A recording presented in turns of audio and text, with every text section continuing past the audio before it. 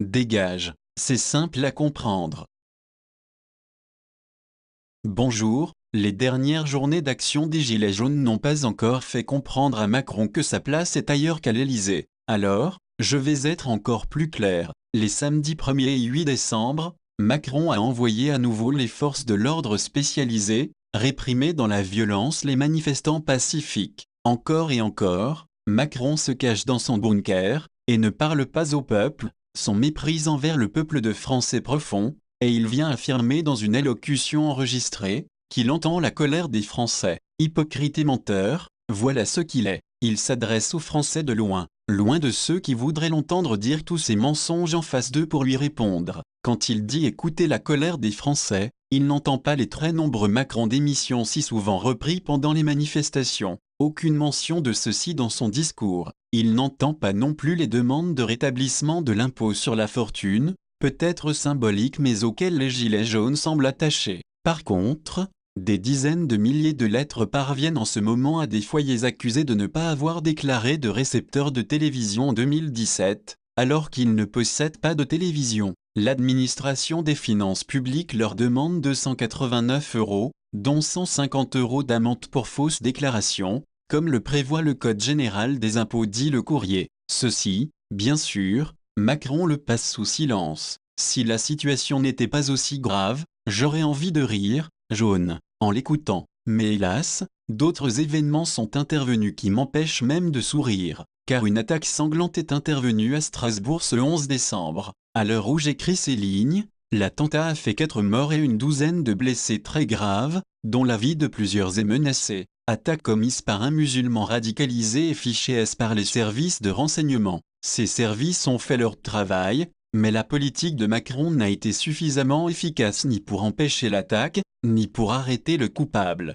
48 heures après ces crimes, il était toujours en fuite, alors qu'il était blessé, qu'il avait été identifié et que la ville de Strasbourg est placée sous une étroite surveillance vidéo. La politique de Macron se concentre sur la répression violente contre des manifestants pacifiques, plutôt que sur les moyens de protéger la population. La politique de Macron est responsable de la mort et des blessures d'une quinzaine de Français, sans compter les traumatismes chez leurs familles et leurs proches, représentant plusieurs dizaines d'autres personnes. Cette attaque survient quand Macron est en grande difficulté et ne parvient plus à convaincre le peuple de sa bonne foi. Cet attentat tombe à point nommé pour servir ses intérêts, il faut bien le reconnaître. Que va décider Macron? Enfin partir, comme le demande désormais une grande partie des Français, ou s'accrocher coûte que coûte au pouvoir d'un pays qui ne veut manifestement plus de lui? 77% des Français ne lui font plus confiance. Si, comme cela est probable, il refuse de reconnaître qu'il a totalement échoué dans sa tentative de prise de pouvoir absolue,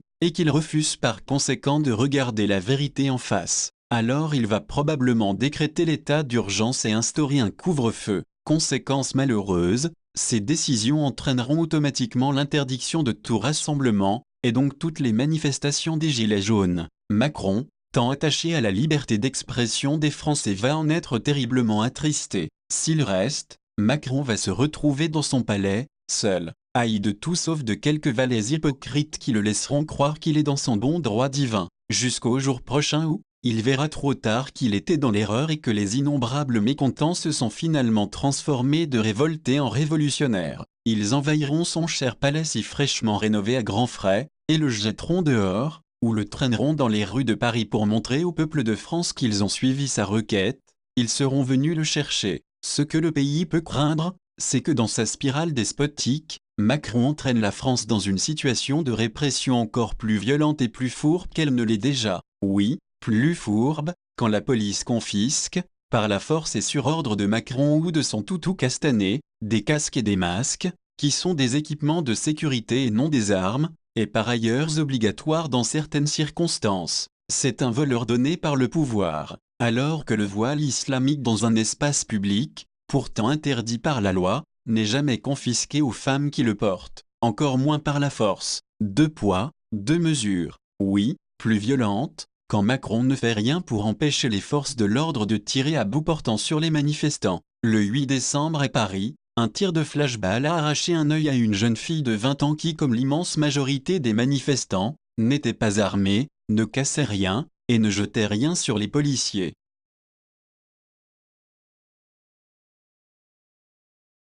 Toujours le 8 décembre, un homme de 26 ans a perdu la main, arrachée par une grenade lancée par les CRS. Les liens vers les vidéos de ces accidents se trouvent dans la description de cette vidéo. Ces drames relèvent de la responsabilité de Macron, au même titre qu'il l'a affirmé en juillet pendant l'affaire Benalla. Le seul responsable, c'est lui. Oui, plus violente, quand les canons à eau visent des personnes et les blessent sérieusement au visage, comme le montrent les images du 1er décembre à Paris. De tout ceci, Macron est responsable, car il n'a pas donné les instructions claires de ne pas utiliser la violence. Encore une fois, on ne peut que s'étonner de l'écart qui existe entre les méthodes utilisées face aux gilets jaunes, et celles que l'on a vues quand des émeutes et des destructions surviennent dans les banlieues. Là, pas de gaz lacrymogène à outrance, pas de canon à eau, pas d'interpellation massive comme le 8 décembre, où plus de 1300 personnes ont été interpellées. 2 poids, 2 mesures. Les journalistes honnêtes ont dès le 17 novembre décrit un usage disproportionné de la violence par les forces de l'ordre. Honnêtes,